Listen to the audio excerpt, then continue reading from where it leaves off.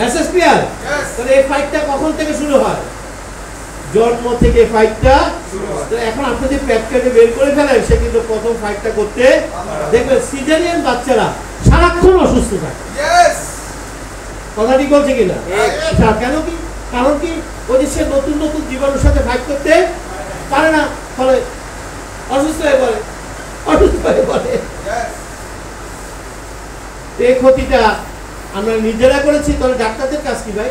ডাক্তারদের কাজ তো এগুলো সংশোধন করা, নাকি?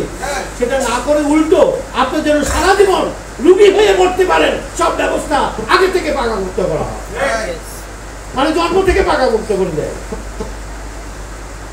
দেহটা কার? সিদ্ধান্ত আপনাকে নিতে হবে। আমি আবারও বলছি, মৃত্যু নিয়ে ভাববেন না। কি নিয়ে ভাবতে হবে? সুস্থতার দায়িত্ব কার হাতে? নিজের হাতে, প্রকৃতির হাতে। সৃষ্টিকর্তা এবং চিকিৎসা বিজ্ঞান কেউই সুস্থতার দায়িত্ব ডাক্তারদের হাতে রাখে। আপনি দিয়েছেন। থালা, গটি, বাটি, জায়গা জমি বিক্রি করে ডাক্তার সাহেব বাঁচান। ভাই কথা ঠিক আছে কিনা বলেন? মানুষ তো গিয়েছে, পরিবারকে রাস্তায় নামিয়ে দিয়েছে। আমার তো চেম্বার আছে, আমি তো দেখি আহা সর্ব খারাপ হয়ে গেছে। লাখ এখন 20-30 হাজার টাকা মেডিসিন খাওয়ারও ক্ষমতা নেই, সব শেষ করে ফেলছে।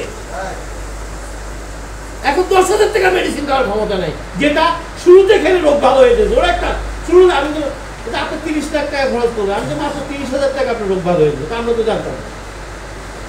এখন আমার কাছে কেন আসলে ডাক্তার বলছে বাড়ি নিয়ে যান, ডাকুটি জোর একটা হাত তালি দেখাইতে দেন।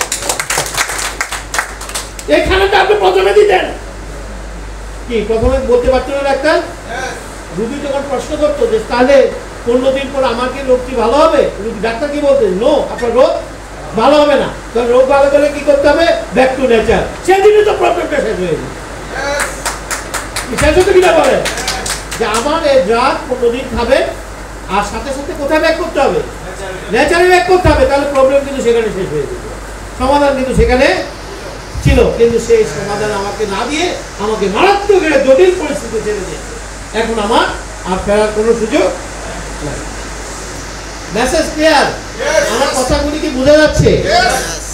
আমার মনে হয় চিকিৎসা বিজ্ঞানের জটিল আলোচনাগুলো আমি খুব সহজ সরল ভাষায় বলি। এই কারণে বলি আমার মানুষগুলো সেগুলো যেন বুঝতে পারে। আপনারা যদি সবাই এখানে অ্যাসোসিয়েট ডক্টর হতেন, আমি সেই ভাষায় কথা বলতাম। Message clear? কিন্তু আমার ইনফরমেশনে কোথাও ভুল। Message clear? কোনো ভুল নাই। তাহলে আসেন, তাহলে আমরা নিশ্চিত জেনে গেছি সমস্যাটা কোথায়। কি এখনো মনে হয় ডাউট আছে? আছে ডাউট আছে, সন্দেহ আছে? কার সন্দেহ আছে? হাত তোলেন। জোরে একটা হাত তালি দিয়ে, জোরে একটা হাত। সবাই বুঝে গেছে, সবাই বুঝে গেছে সমস্যা কোথায়। কি বুঝেন নাই? আপনারা বুঝছেন সমস্যা কোথায়? তাহলে ট্রিটমেন্ট কোথায় নিতে হবে? ছেলের ট্রিটমেন্ট কি ডাক্তার দিবে না নেচার দিবে? চিকিৎসা তো হয়ে গেছে, জোরে একটা হাত তালি দেয়।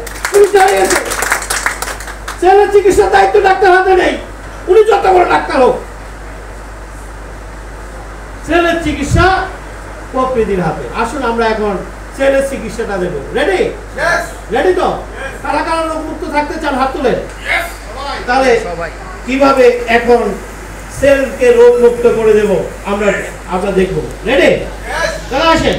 আমরা এখানে যারা আছি তারা জীবিত না মৃত? কিভাবে বুঝলেন? আপনাদের জীবিত কিভাবে বুঝলেন? না, সবচেয়ে ভালো রেফারেন্স কি জানেন? মৃত মানুষ। আমরা মৃত মানুষ দেখে বলছি আমি জীবিত। গ্রামের দেশে বুড়ো বুড়িরা কি বলে? ও নাই গো নাই। কি নাই? নাই কি নাই? তাহলে বোঝা যাচ্ছে বাতাস গ্রহণের সাথে বেঁচে থাকার সম্পর্ক। বাতাস যখন থাকে না তখন একজন মানুষের কি হয়? মৃত্যু হয়। আর কোনো ডিফারেন্স নেই। এই মানুষটাই যদি মফস্বলে কোনো হাসপাতালে থাকে, ডাক্তার কি বলে? নাই। তাহলে কি নাই? বাতাস না থাকলে পালসও থাকবে না। কি কথা ক্লিয়ার? বাতাস না থাকলে তাহলে বুড়ো মানুষটা, অশিক্ষিত মানুষটা যা বলেছে ডাক্তার কি একই কথা বলছে? একই কথা বলছে। আপনার তো অনেক টাকা পয়সা, আপনি কোথায় আছেন? আইসিইউতে। কোথায়? আপনার পাঁচ তো টিভি দেখবে না, মেশিন কি করতেছে? দেখাচ্ছে। কি হলো? দাঁড়ায় গেছে। ডাক্তার বলছে নাই। ডাক্তারকে পালস টিপে বলছে না মেশিন দিয়ে বলছে? আর মেশিন কি হয়ে গেছে? দাঁড়িয়ে গেছে। মানে কি পালস আর নাই। পালস না থাকলে মেশিন কি করবে? বলছে না রুগী নাই। আচ্ছা যদি রুগী নাই, পালস নাই, আসলে কি নাই? ওই আইসিইউর ভিতরে কি নাই? দূরে একটা হাততালি দিতে কি নাই? বাতাস নাই। যার কারণে তার এখন আর পালসও নাই, আমার সিগন্যালও নাই। তাহলে মূল কথা, একজন মানুষ সুস্থ মানুষ প্রতি মিনিটে 18 থেকে 20 বার শ্বাস গ্রহণের মাধ্যমে 11,000 লিটার বাতাস গ্রহণ করে। কত লিটার? ওই যে তেল গ্যাসের মতো কিনতে হয় না, তো এই জন্য আমরা হিসাবটা রাখি না, কিন্তু বিজ্ঞান হিসাব করে বলেছে আপনি যে টুকটুক করে 11,000 লিটার বাতাস গিলছেন। বাতাসে কি ছিল? অক্সিজেন ছিল, হাইড্রোজেন ছিল, নাইট্রোজেন ছিল, অনেক কিছু ছিল। কিন্তু এই বাতাস যখন আপনার নাক মুখ দিয়ে আপনার লাঙে আসে, আপনার ফুসফুসে আসে, তখন ফুসফুস শুধু ওই বাতাস থেকে শুধুমাত্র অক্সিজেনটা ধরে রেখে বাকিটা আবার কি করে? এই যে একটা হাততালি দেবেন নিজের জন্য। ঢুকার সময় সব ঢুকেছে, আর সে কি করে? অক্সিজেনটা ধরে বাকিটা কি করেছে? ওই মৃত মানুষ শুধু এই কাজটি করতে পারে না, আর কোনো কাজ নাই। সে একটি কাজ করতে পারে না। ওই একটি কাজ যে করতে পারবে না তারই মৃত্যু হবে। আপনার ক্যান্সার হয়েছে কি হার্টের প্রবলেম হয়েছে এগুলি পরের ব্যাপার। আপনি যখন শ্বাস নিতে পারবেন না তখনই আপনার মৃত্যু হবে। আমার কথা কি বোঝা যাচ্ছে? কি বলছি? আপনি ক্যান্সারে মারা গেছেন, আপনি হার্টের রোগে মারা গেছেন, কিডনি রোগে মারা গেছেন, কখন মরবেন? যখন শ্বাস বন্ধ হবে। এর আগ পর্যন্ত আপনার মৃত্যু হবে না, যতক্ষণ পর্যন্ত শ্বাস নিতে পারবেন। Message clear? তাহলে আসেন, লাং কি করেছে? দেহটা কি দিয়ে তৈরি? মনে আছে তো? কি দিয়ে তৈরি? তাহলে আমার দেহের সব কাজ কার কাজ? পরিষ্কার হিসাব। দেহের সব কাজ কার কাজ? তাহলে এই যে আমি যা করছি আপনি সব কোষের কাজ। তাহলে আসুন, লাং সেলের কাজ কি? এই যে ফুসফুসের সেলগুলোকে বলা হয় অ্যালভিউলি সেল। কি সেল? প্রত্যেকটা সেলের একটা নাম আছে, আমরা বেশি দূর যাব না। অ্যালভিউলি সেল। ওই সেলের দায়িত্ব হচ্ছে, এই যে আমি যখন বাতাসটা নেব, ওই সেলের কাজ হচ্ছে ওই বাতাস থেকে শুধু কাকে ধরে রাখা? অক্সিজেন ঢোকে, বাকিটা কি? দেখবেন লাং ডিজিজে যারা মারা যায়, এই যে কোভিডে মারা গেছে, মূলত কি ওই অ্যালভিউল সেল ওই ছোট্ট একটি কাজ করতে পারেনি। জোরে একটা হাত তালি, যার কোনো কাজ। আপনার মৃত্যু ঘটেছে, ও একটি কাজ করতে পারেনি। কি? বাতাস থেকে সে কি ধরতে পারে না? অক্সিজেন। কেন ধরতে পারে না? কারণ লাং সেলটা ড্যামেজ করে ফেলছে ওই ভাইরাসে। Message clear? না কিছু বুঝেন নাই? লাং সেলটাকে ড্যামেজ কে করছে? ভাইরাসে ড্যামেজ করছে। এখন তো লাং সেল কি নিতে পারে না, তো অক্সিজেন না নিতে পারলে আপনার বাঁচবেন কিভাবে? আপনি একদম সিম্পল ঘটনা।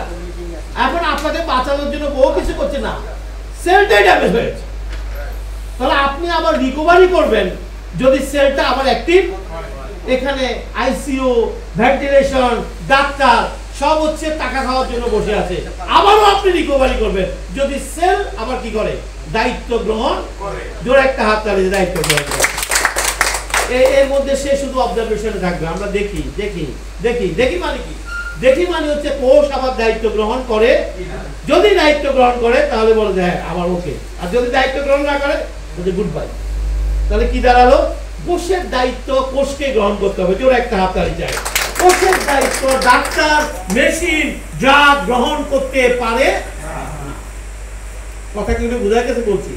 তাহলে আপনি যত মেডিসিন খান আর ডাক্তারের কাছে যান, লাভ হবে না যতক্ষণ কোষ তার দায়িত্ব গ্রহণ করবে। এবং সবচেয়ে মজার তথ্য আজকে জেনে যান, এই যে আমরা রোগ থেকে ভালো হয়ে যায় না, এটা তো মিথ্যা না।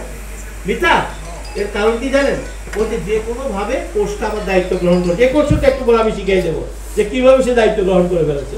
আর প্যারিটটাকে নিয়ে গেছে আসলে, কিন্তু কোষ নিজের দায়িত্ব গ্রহণ করেছে। তো আসুন, লাংসের অক্সিজেনটা ধরে কি করলো?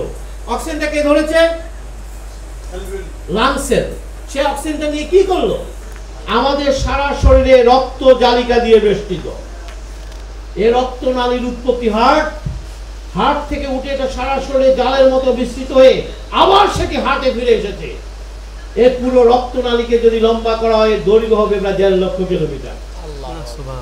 আপনার বডিতে রক্তনালীর লাইন কত কিলোমিটার? 1.5 লক্ষ। দেখেন ওই যে ব্রেনের শেষ প্রান্ত, পায়ের শেষ প্রান্ত, হার্টের শেষ প্রান্ত গিয়ে আবার সেটি হার্টে ফিরে এসেছে। তাহলে এই রক্তনালীর লাইন কত কিলোমিটার? তাহলে এই রক্তনালীর লাইন কি আমার লাংসের উপর দিয়ে গিয়েছে না গেছে তো নাকি? ব্রেনের উপর দিয়ে গেছে, কিডনির উপর দিয়ে গিয়েছে, গেছে সব জায়গায় গিয়েছে। লাংয়ের উপর দিয়ে সে যখন রক্তনালীটা গিয়েছে, লাংসের অক্সিজেনটা ধরে তার নিকটবর্তী ব্লাড সেলে অর্থাৎ ভেসেলে, যেটাকে রক্তনালী, সেখানে অক্সিজেনটা কি করে দিয়েছে? পাস করে। এই যে এই অক্সিজেনটা কোথায় ঢুকে গেল? তার নিকটবর্তী রক্তনালীতে ঢুকে গেল। এই যে দেখেন বলছে এই ঘটনাটি 1 সেকেন্ডের 1000 ভাগের 1 ভাগ সময়ের মধ্যে ঘটে। তাহলে অক্সিজেনটা কোথায় ঢুকলো? রক্তের ভিতরে। কোথায় ঢুকলো? কথা বলেন, কোথায় ঢুকলো? রক্তের ভিতরে ঢুকলো। টোটাল রক্তের ভলিউম আছে 5 থেকে 6 লিটার। কয় লিটার? আপনার বডিতে রক্তের ভলিউম আছে 5 থেকে 6 লিটার। তার মধ্যে 55 ভাগ হচ্ছে পানি। এই যে দেখেন না ঘুরে পানি। আর 45 ভাগ হচ্ছে 3টা কোষ সেখানে রয়েছে, একটা হোয়াইট ব্লাড, একটা রেড ব্লাড, একটা প্লাটিলেট। আমরা এগুলো অনেকে শুনেছি, white blood, red blood, platelet. প্রত্যেকের কাজ আলাদা আলাদা। একজনের কাজ অন্যজনের দায়িত্ব পালন করতে। রেড ব্লাডকে দায়িত্ব দেওয়া হয়েছে ওই অ্যালভিউলসের যে অক্সিজেনটা ধরে পাস করবে, রেড ব্লাডকে দায়িত্ব হচ্ছে সে অক্সিজেনটা ধরে ফেলবে। তাহলে কি দাঁড়ালো? এই যে তাহলে অক্সিজেনটা কে ধরলো? জোরে একটা বলেন, কে বললো? আবারও বলেন, কে ধরলো? এই যে অক্সিজেনটা কে ধরলো? Red blood. দেখেন মুহূর্তের মধ্যে অক্সিজেনটা রেড ব্লাড ধরে ফেলছে। রক্তে ঢুকেছে, সাথে সাথে রেড ব্লাড এটাকে ধরে ফেলছে। তাহলে অক্সিজেনটা ধরে রেড ব্লাড কোথায় এসেছে? হার্টে। কোথায় এসেছে? হার্ট প্রতি মিনিটে 70 থেকে 72টা পাম্প করে 5 থেকে 6 লিটার রক্তকে 1 মিনিট সময়ের মধ্যে 1.5 লক্ষ কিলোমিটার ঘুরিয়ে নিয়ে আসে। বুঝেন নাই বলো আমি কি বলছি? বুঝছেন? আপনার হার্ট 70 থেকে 72টা বিট করে 1 মিনিটের মধ্যে 5 থেকে 6 লিটার রক্তকে 1.5 লক্ষ কিলোমিটার রাস্তা 1 মিনিট সময়ের মধ্যে পুরো বডি ঘুরে নিয়ে আসে। একটা হাততালি চাই আপনার হার্টে। আমি কথা বলছি, আপনার হার্ট এই কাজটি করে যাচ্ছে। তাহলে কেন এই কাজটি হার্ট করে যাচ্ছে? কারণটা কি? কারণটা হচ্ছে বিজ্ঞান বলছে এই যে অক্সিজেনটা নিয়ে সে ব্লাডে আসলো, হার্টে আসলো, হার্ট পাম্প করে সারা শরীরে কোষে কোষে অক্সিজেনটা পৌঁছে দিল। বলছে মাত্র 1.5 মিনিট যদি আপনার কোষ অক্সিজেন না পায়, আপনার কোষের মৃত্যু ঘটবে। কয় মিনিট? এই জন্য সৃষ্টিকর্তা ঘুমের মধ্যে আপনাকে শ্বাস, একটা হাত চালিয়ে দেন, বুঝছেন তো? আপনি শ্বাস নিচ্ছেন, আপনি কিন্তু ঘুমে শ্বাস নিচ্ছেন, অক্সিজেন চলে যাচ্ছে, হার্টে চলে যাচ্ছে, হার্ট পাম্প করে সরাসরি অক্সিজেন দিয়ে দিচ্ছে এবং প্রতিটা কোষে কোষে অক্সিজেন কি পৌঁছে যাচ্ছে। কয় মিনিট? 1.5 মিনিট। এই জন্য সৃষ্টিকর্তা রহস্য জানেন, তাই তিনি ঘুমের মধ্যে আপনাকে শ্বাস নেওয়ার ব্যবস্থা করে রেখেছেন। পরিমৃত মানুষটি ওই কাজটি করতে পারে না। সবচেয়ে বেশি অক্সিজেন দরকার হয় ব্রেন সেলে। ছোট ছোট কিছু কথা জেনে রাখেন, আমাদের আলোচনা কিন্তু শেষ পর্যায়ে। সবচেয়ে বেশি অক্সিজেন কার দরকার হয়?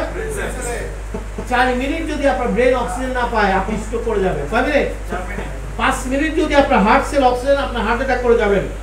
এই জন্য স্ট্রোক এবং হার্ট অ্যাটাকের রোগীদেরকে খুব একটা বাঁচাতে পারে না। দেখবেন তারা সময় পায় না ডাক্তার। কেননা যখন আপনার অক্সিজেন লেভেল কমতে থাকে, সবচেয়ে বড় আঘাত কে পায়? আর ব্রেন যখন আঘাত পায়, একজন মানুষের পক্ষে বাঁচা সম্ভব কেন? আর ব্রেনকে বলা controller of the body. Brain কিন্তু হোল বডিকে পরিচালনা করে। ব্রেনের ইশারা ছাড়া চোখের পাতা নড়বে না, হাতের আঙ্গুল নড়বে না, হার্ট বিট করবে না, বডির কোন অংশ পরিচালিত হবে না। আর ব্রেন সেল যখন ড্যামেজ হয়ে যায়, সাথে সাথে একজন মানুষের মৃত্যু ঘটে। ফাঁসি দিলে কেন মানুষ তাড়াতাড়ি মারা যায়? একটি কারণ, যখন সে ফাঁস দিয়েছে ব্রেন সেল কি হারিয়ে ফেলছে? কথা বলেন না কেন? অক্সিজেন হারিয়ে ফেলছে। আর অক্সিজেন হারার পর মানে হোল বডি কি হয়ে গেছে? মুহূর্তের মধ্যে কাজ বন্ধ করে দিয়ে বসে আছে। কি চেষ্টা করে দেখবেন নাকি? চেষ্টা করবেন? তাহলে একজন মানুষের মৃত্যু ঘটেছে ডাক্তারের অভাবে না অক্সিজেনের অভাবে? না, মনে হয় ভুল আছে। কোথায়? কথা বলেন। একজন মানুষের মৃত্যু করবে কি ডাক্তারের অভাবে না অক্সিজেনের অভাবে? আমরা কি বলি, সময় মতো যদি ডাক্তারের কাছে যেতে পারতাম, সময় মতো যদি ডাক্তারের কাছে রুগীকে নিয়ে যেতে পারতাম তাহলে ওনাকে বাঁচায়। নো, আপনি ডাক্তারের কাছে যাওয়ার পর ডাক্তার সাহেব আগে কি খাওয়াবেন? আগে নো, আগে কি খাওয়াবেন? ওরা আগে অক্সিজেন খাইতে পারে কিনা দেখেন, পরে আমি দেখবো। জোরে একটা হাত তালি। আমি কথাটা বুঝে গেছি। আর মৃত মানুষের কখনো চিকিৎসা হয় না, আর মানুষের মৃত্যু ঘটবে কিসের অভাবে? শুধু আগে তাকে কি দিতে হবে? ওই যে আইসিইউতে ঢুকাবে, আগে অক্সিজেন মাস্ক পরা যাবে। যদি অক্সিজেন খাইতে পারেন তখন ডাক্তার বলবে দেখি আমরা কি করতে পারি। আচ্ছা, এখন যে আমরা এখানে বসে আছি, আমরা কি অক্সিজেন খাচ্ছি? টাকা পয়সা লাগছে? আপনি একদিন অ্যাপেলো হাসপাতালে অক্সিজেন খাবেন ৬০,০০০ টাকা লাগবে। শুধু কি খাবেন? No treatment. আপনি ভাবেন না নো ট্রিটমেন্ট, শুধু ডাক্তার দেখবে অক্সিজেন খাইতে পারেন কিনা। আইসিইউ মেশিনে একটা মনিটর আছে, এরকম সে দেখায় এই পেশেন্ট কি